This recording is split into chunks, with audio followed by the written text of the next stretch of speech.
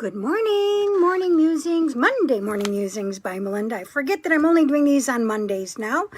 And today we're going to talk about Out of the Mouths of Babes. But before we get started, I want to announce the winner from our contest where you are sharing on Instagram me with your friends. And we so appreciate that. And it's always nice for us to be able to give away some free time to people that may really need it.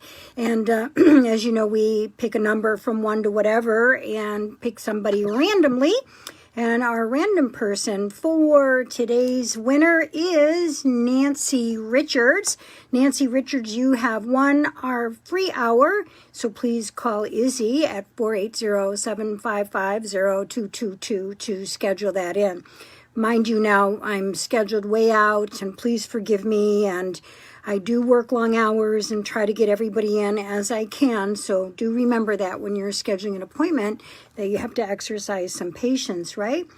So, you know, we have some tickets left in December because I have done 2 Sundays in which I am doing a Spirit of the Season connection, and I decided this year, rather than to have a big event like I had a couple of weeks ago, to limit it to 20 people each, so that I'm spending an afternoon with 20 people. It's almost like having a private time with me. It means that all 20 people will get some connection to their loved one. So if you haven't gotten those tickets, I think we have a few left on the 12th, not many. Well, actually, it looks like we have a few left on both days, but not many on either one. So jump up on the website and make sure that you're getting tickets for that if you have not already.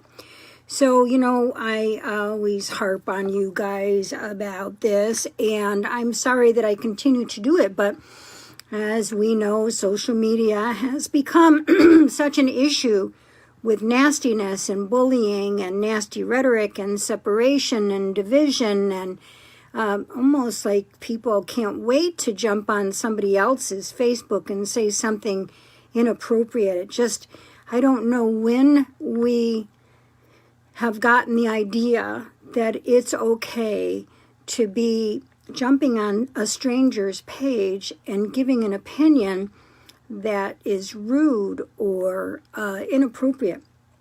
I'm not saying that we should agree with everyone, but I'm saying that if we want to say something in disagreement, we should say something kind.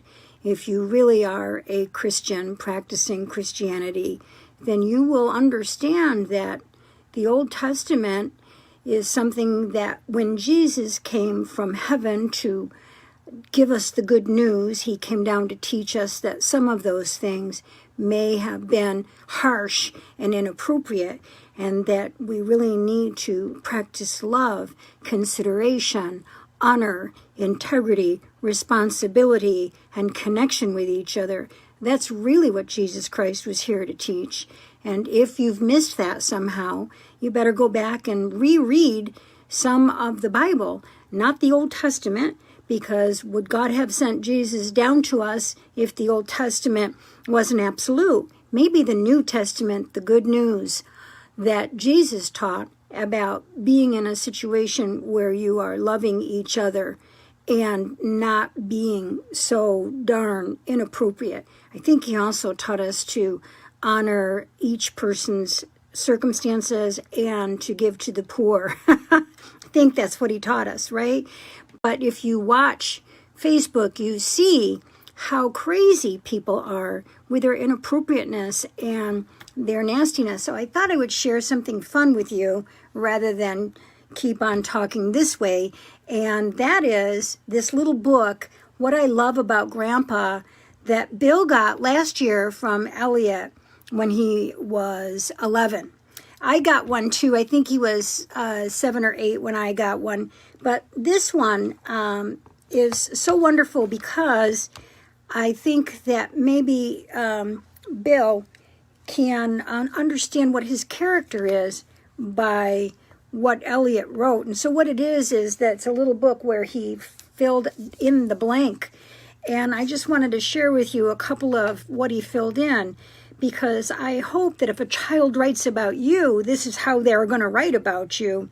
I'm really proud of you being weird, but in a fun way. I just thought that was a fun one. That was really one that didn't count. But I just wanted you to know that he kept saying this over and over again. And this is how everyone should behave. The world needs to know about and Elliot wrote, kindness. I love how Elliot wrote, help us every day. I love how, I'd love to know your secret for being so weird. So apparently Bill is weird and kind. I love how you never yell at anybody or get angry. Isn't that amazing? Now this is a good one, okay? If you were in the charge of the White House, the world would be slower, but a whole lot better. And so I just thought that was interesting. You make our family much more happy. I love that you are much more kind than most people, I would guess. I wonder if you know how much our family appreciates your kindness. You are the best papa ever. If you were a musical instrument, you'd be a banjo. I don't know why he said that. Right? But I thought that was fun. And I hope to be as kind as you one day. So I just thought that I would share that because we harp so much on being kind that if you have a young child that writes a book about you and says kind about 5, 6, 7, 8 times, and you've got it made in a shade in life. So what would an 11-year-old write about you? What would somebody say about you and what you're writing on Facebook? How do you behave if you're touting to be a Christian? Are you doing it in a way in which you are walking the walk and not just talking the talk? Isn't that what's most critical and important, is the way that we behave and the words that come out of our mouth with, the kind of attitude that creates a collaborative and love connection rather than a division. So I hope that you guys are working on your kindness and you guys are working on thinking about what somebody's going to say about you at your funeral, for example. Will they say that you were helpful and kind? Will they say that you were giving and loving? Or will they say that you were a grudge holder and that you were always that person that said the things that were inappropriate or did things? Of course, people don't say that at a funeral, but you know what I mean. So hopefully you're that person that's always going to be kind. And if you disagree with somebody, that's okay. And I'm not talking again about misogyny or, racism, because somebody called me out on that on a post that we put. And I agree that you can't,